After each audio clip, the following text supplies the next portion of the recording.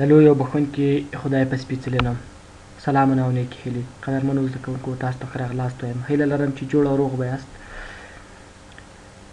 زموږ نوی درس بیا هم په وینډوز پروګرام کې د ورډپډ په اړه دی ورډپډ مو تېره ورځ تر پاراګراف ګروپ پورې ویلی و نن به یې له پاراګراف ګروپ وروسته وایو نو له درس شروع کولو نه مخکې بیا هم هیله کوم چې زموږ چینل سبسکرایب کړئ ویډیوګانې لایک او شیر کړئ تر څو تر نورو زده کوونکو پورې هم ورسیږي نو راځو درس شروع کوو درس لکه څنګه چې مو ویل د ورډپډ په اړه ده نو ورډپډ پروګرام به راخلاص کړو ورډپډ پروګرام مو تېره ورځ فونټ ګروپ مکمل خلاص کړی و او نن مو له پاراګراف ګروپ نه شروع کول پاراګراف ګروپ کې لومړی چې دی ډسکریز او ډسکریز انډنټ او انکریز انډنټ دی چې له نن نه یې خواته شروع کوو لومړی به موږ انکریز باندې کار کوو یعنې لومړی موږ ډسکریز نسو کارولی لومړی به انکریز کاروو مثلا زه په دې ځای کې دومره لیکنه کوم غواړم چې دا لیکنه له همدې ځای نه شروع شي د کوم ځای نه له اول نه باید شروع شي یعنې له 1 انچ نه وروسته باید شروع شي نو بیا زه ورته وایم چې انکریز صحیح ده 2 ځلې چې مې انکریز کړو نو دا دی ورته راورسېدو تر 1 پورې که بیا هم زه ورته وایم چې انکریز زه کولی شم چې دا کوم رولر یا کوم خطکش چې موږ لرو دا په دې شکل باندې راکوچنی کړو نو دا د انکریز له لارې کول خو بېرته که غواړم چې نه دا باید د دې سر ته راسي خپله اولني حالت ته باید راکوزېږي په دې صورت کې بیا ډسکریز انډنټ ورته وایو ډسکریز انډنټ بېرته د انکریز انډنټ سرچپه کار کوي یعنې انکریز انډنټ رولر مخکې بیایي او ډسکریز انډنټ یې بېرته په شا راولي یعنې مخکیني حالت ته یې راولي تر څو د رولر سر ته راورسېږي او له هغه وروسته موږ نسو کولی چې نور ډسکریز کړو او که هغه صورت کې تر څو چې موږ انکریز وکړو کله چې د رولر هغه بل سر ته ورسېږي نو له هغه وروسته بیا موږ انکریز انډنټ هم نسو کارولی ځکه چې نور خو رولر خلاص نو نور سره مخکې ولاړ شو که چېرې بېرته زه ډسکریز انډنټ ورته وایم بېرته خپل اولني حالت راګرځي او رولر به سر ته ځان رارسوي او له هغه وروسته نور نه ځي مخکې له دې نه وروسته چې موږ کوم کاروو هغه زیاتره وخت به تاسې په کتابونو کې لوستلي وي یا به مو کتلي وي چې د لیست په شکل باندې کوم شیان چې موږ جوړوو لکه مثلا تاسې بعضې وخت ورته لیکئ چې سټوډنټ لیست ورته لیکئ مثلا زه ورته وایم چې له یو نه باید شروع شي په همدې شکل باندې حساب ورکړل شي ورته وایي چې احمد مثال محمد مثال محمود په دې شکل باندې خالد همداسې په اتوماټول کله چې زه انټر وهم په اتوماټول هماغه شمېره یې دوهمه کېږي درېیمه کېږي یا هم مثلا که چېرې زه ورته وایم چې start list چې دا بندوم زه ورته وایم چې کمپیوټر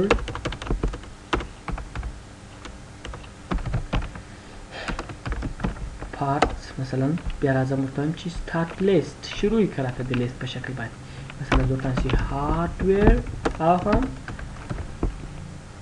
سافټویر په دې شکل باندې موږ کولی شو چې له سټارټ لیست نه ګټه واخلو چې د حروفو په شکل باندې یا هم مثلا د اعدادو په شکل باندې یا هم رمې اعداد وي یا هم ورته چې نه هیڅ دې نه وي یا هم ورته چې نه داسې ټکي په شکل باندې دي وي نه ورته وایم چې دي 1 2 3 توري دي وي یا هم توري دي نه وي ای بي دي وي په دې شکل باندې او یا هم په دې کولی شو چې نور نه هم ګټه واخلو مثلا 1 2 مې ورته انتخاب کړي دي زه ورته وایم چې هارډویر نورې برخې لري اوس خو دلته ما ته د هارډویر برخې وضع سره کوم انتخابوم هارډویر شو د هارډویر په برخه کې باید نورې برخې پسې راسي نو په دې صورت کې زه له ټپ نه ګټه اخلم د ټپ په پریس کولو سره موږ کولی شو چې ګټه ترې واخلو او په دې شکل باندې نور د هارډویر برخې هم وکاروو صحیح شو چې دا و د سټارټ لیست او له دې نه وروسته لاین سپیسینګ ده لاین سپیسینګ څه کار کوي مثلا راځم یوه لیکنه کوم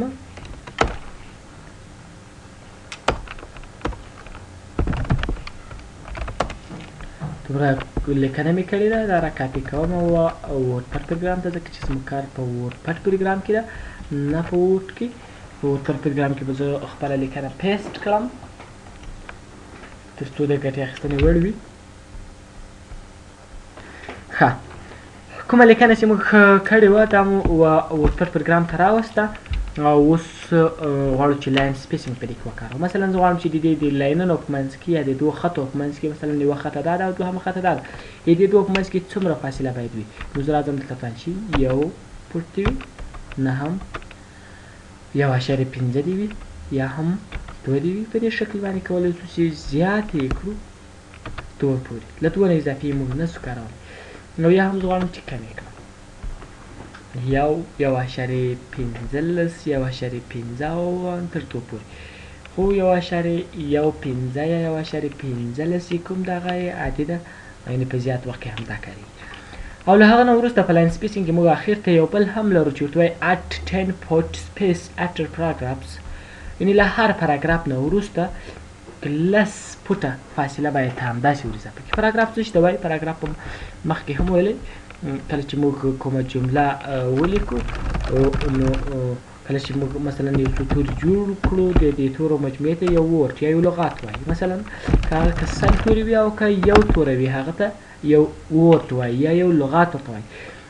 خو که چیرې مثلا زه دومره لیکنه مې وکړه او نور زه وایم چې دا جمله په همدې ځای باندې پای ته رسېږي او له دې وروسته باید زه بله جمله شروع کړم، نو دلته ټکی ورته ږدم او له هغه وروسته کله چې زه په انټر پریس کړم نو دې ته بل پاراګراف وایي. دا یو پاراګراف شو او له دې نه وروسته ما دا دی بل پاراګراف شروع کړو. دې ته پاراګراف وایي چې د کمپیوټر کې د انټر په واسطه باندې پاراګراف جلا کېدی شي. تاسو که په همدې ځای کې ګورئ د تورو ترمنځ فاصله هم شته، د دې دوه پاراګرافو ترمنځ دومره فاصله چې تاسو دلته وینئ موجوده ده. نو د دې دوو پاراګرافو ترمنځ کومه فاصله چې تاسو وینئ همدې ته همدا یې مقصد ده کوم چې په اخر کې راغلی ده 10 پوټ سپیس چې کوم ده دا د پاراګراف په وروسته کې. که زه غواړم چې نه همدا فاصله دې نه وي، د هر پاراګراف په منځ کې تاسو دومره فاصله وینئ، پاراګرافونه یې موږ ته ځان ته معلوم کړي دي. که چېرته زه غواړم چې دا نه وي موجوده نو دا نه انتخابوم، زه ورته وایم چې نه دې وي موجوده. اوس که تاسو ګورئ د پاراګرافو ترمنځ هېڅ فاصله هم نشته، دا دوه خطې په د خطو په شکل باندې پاراګرافو په شکل باندې نه معلومېږي. یعنې موږ نشو کولی چې اوس پاراګرافونه معلوم کړو چې کوم پاراګراف په کوم ځای کې پای ته رسېدلی، خو دومره یې معلومولی شو چې دغه خطه په دې چې پای ته رسېدلی ده، کومه لیکنې چې راتلونکي شروع شوی نو معلومه ده چې دلته یو پاراګراف دا پای ته رسېدلی د ټکي په واسطه باندې او بل پاراګراف شروع شوی. خو کوم چې موږ ته ډېر واضح و د سپیس یا د فاصلې په واسطه باندې چې موږ ته معلومېدو هغه اوس موږ ته نه معلومېږي. که چېرته بېرته زه راسم 10 پوټ سپیس افټر پاراګراف ورته انتخاب کړم نو اوس له هر پاراګراف نه وروسته 10 پوټ یا هم 10 پوټه فاصله اضافه شوه او موږ کولی شو په ډېرې اسانۍ سره پاراګراف ولیکو. له دې نه وروسته موږ الاینمنټ لرو. الاینمنټ کې رایټ لیفټ سینټر لرو. رایټ معلومه ده چې د پښتو لیکلو لپاره کارېږي، لیفټ هم په همدې شکل باندې معلومه ده چې د انګلیسي لیکنې لپاره کارېږي او سینټر هم د عنوانونو لپاره کارېږي. اوس موږ لیفټ ورته انتخاب کړی ده. څه شی ورته انتخاب کړی ده؟ لیفټ یا کنټرول ال ای شارټ کټ ده. لیفټ ورته انتخاب کړی ده. اوس کومه لیکنه زه کوم په لیفټ یا په چپ طرف کې لیکل کېږي. که چیرې زه کومه لیکنه په پښتو یا فارسي ژبه کوم اوس هم دا هم په چپ طرف کې لیکل کېږي. په داسې حال کې دا باید په ښي طرف کې ولیکل شي ځکه دا خو پښتو ده.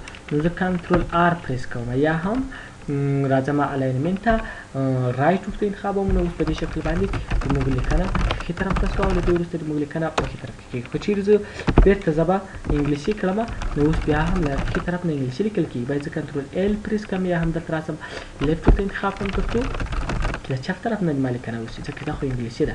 او که کوم عنوان وي مثلا دلته ما دا کومه لیکنه کړې ده دا مې د افغانستان په هکله کړې ده نو زه راځم دلته ورته لیکم افغانستان،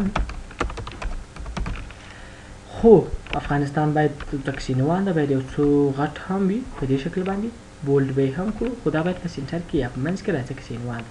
نو دلته سینټر ورته انتخابوم یا کنټرول ای شارټ کټ ته چې د سینټر اوس د عنوان په منځ کې راغی. پښتو لیکنه ښي طرف ته راغله او انګلیسي لیکنه هم چپ طرف ته راغله چې دې ته وایي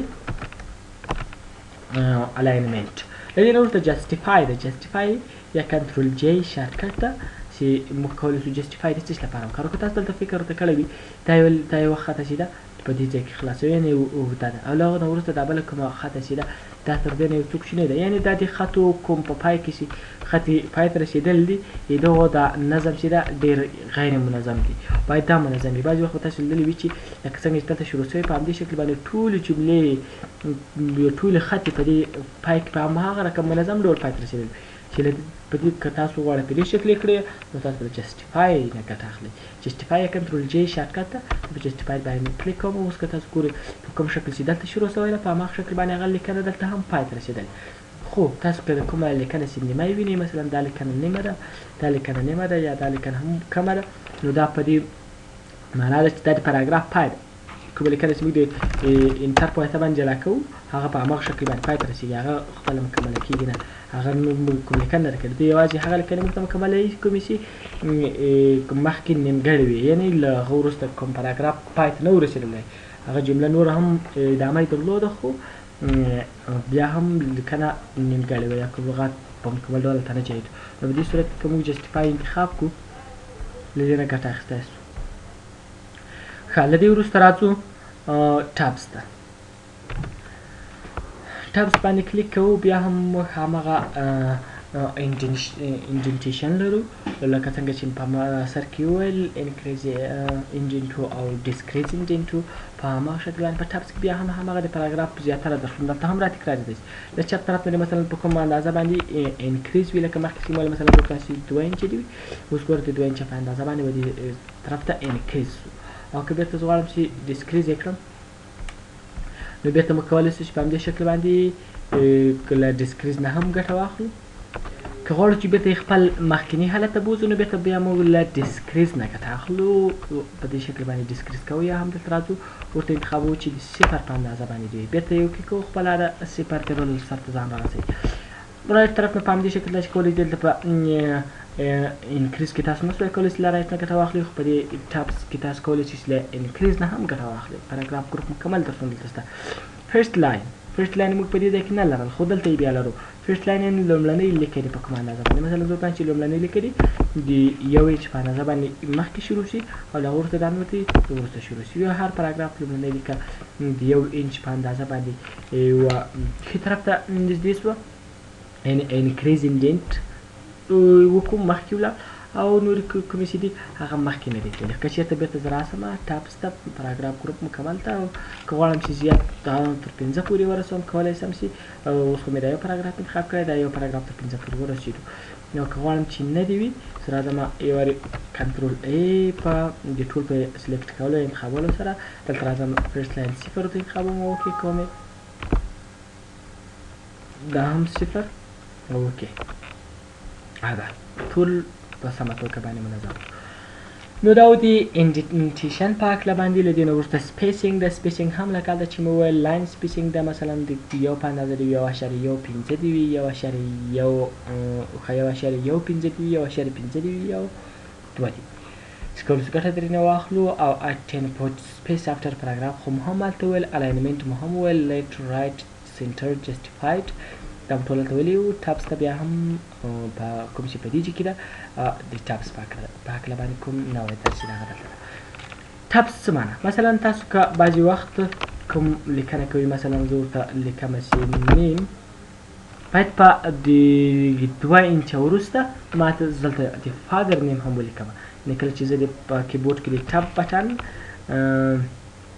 پریس کوم نو باید ما ته هم دومره فاصله وکړي. دا د ټب بټن تاسو دلته په کیبورډ کې پیدا کولی شئ په ډېرې اسانۍ سره. ټب بټن ټب پرې لیکلي وي کولی شئ چې پیدا یې کړئ. کله چې زه ټب بټن اوس پریس کوم یعنې یوازې د 2 سپیس په اندازه باندې مخکې ځي. خو چېرته زه ورته وایم چې نه ټب دې په کومه اندازه باندې مخکې ولاړ شي، نو زه ټابس ته راځم، زه ورته وایم چې تر 2 انچه پورې یعنې تر دې ځایه پورې دې ځان راورسوي. زه ورته وایم چې سیټ، که دوهم وارې بیا زه ټب پریس کړم بیا دې تر 4 پورې ځان ورسوي او بیا هم ورته وایم چې سیټ اوکې. دا د 2 او 4 یې نښانې کړو د ټب لپاره. اوس که مثلا زه یو ځل ټب پریس کوم په اتومات ډول 2 ته ځان رسوي. مثلا زه ورته وایم چې لاست نیم او بیا که ټب پریس کوم او دلته ورته وایم چې فادر نیم په اتومات ډول باندې هماغه ځای ته ځان رسوي. زه ورته وایم احمد، ټب پریس کوم خالد او بیا هم ټب پریس کوم مثلا محمود. صحیح شو په دې شکل باندې.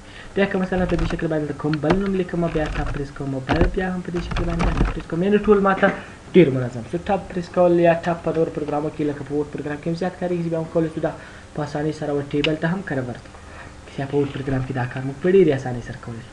نو دا و د ټابس په هکله باندې چې موږ ټاب مثلا یو ځلې کې پریس کوم کې 2 ځلې هم دې شکل باندې تاسو کولی شئ چې زیات ځلې هم ورته انتخاب کړئ، اشعاري بڼه هم ورته انتخاب کړئ. مثلا زه ورته چې دا یو د کلیر یا بیرته پاک سي دوهم چې نه وي له دې وروسته مثلا زه دې ورته لاست نیم نه لیکم، فقط فادر نیم لیکم، نو دا یو کلیر کوم او بیا یو کې کوم. نو په همدې شکل باندې اوس کوم ټاپ مخکې ما هغه مخکې پورته لیکه انتخاب کړی و، دې خاطر هغه دوهمه لیکه چې کوم موږ لیکلی و غلط شو. اوس که زه ټاپ پریس کوم اوس ما ټول له لاست نیم نه تېرېږي او فادر نیم ته ځان رسوي. او که چېرته زه ورته راسم چې کلیر آل نو ټول راته پاکې وي او بیا هم اوکې. اوس له دې وروسته چې هېڅ یو ټب هم نه لرم.